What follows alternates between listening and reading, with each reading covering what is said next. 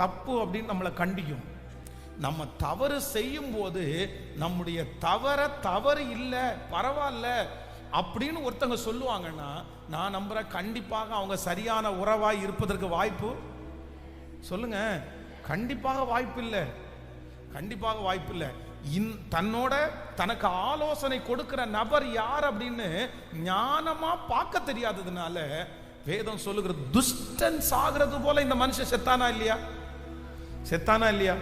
அதனால ரொம்ப ஞானமா நடக்கணும். இந்த ஞானத்தை ஆண்டவருடைய பிள்ளைங்க கண்டிப்பா வாங்கணும்.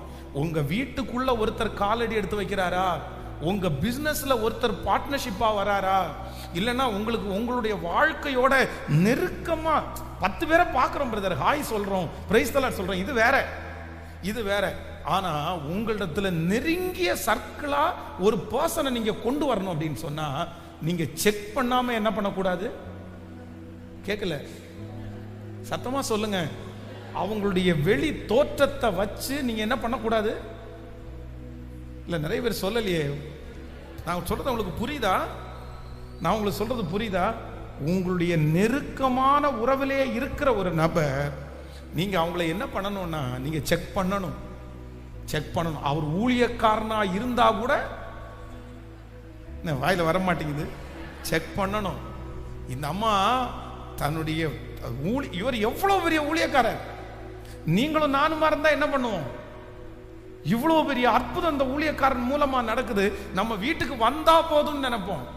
ரூமா, ஒரு ரூமா 10 ரூம் கட்டி தரேன் சார், ஒரு கட்டிலா 10 கட்டில் போடுறேன் சார், நான் உங்களுக்கு எல்லாத்தையும் ஆர்டர் பண்ணி நீங்க வந்திருந்தா போதும் அப்படின்னு நினைப்போம். ஆனா இல்ல இல்ல இல்ல, வெயிட் பண்ணுங்க, மேல மாடி காலியா தான் இருக்குது, அங்க ஒரு ரூம் எடுக்கக்கூடிய பணம் என் கையில இருக்குது, ஆனா வெயிட் பண்ணுங்க. ஏன் அப்படின்னா, அடிக்கடி நம்மிடத்தில் வந்து போகிற இவர் பரிசுத்தவான் என்று வரம் செயல்படலாம், நிறைய பேருக்கு வார்த்தை செயல்படலாம், எல்லாம் இருக்கலாம், ஆனா பரிசுத்தோன்ற குவாலிட்டி நிறைய பேருக்குள்ள இருக்காது.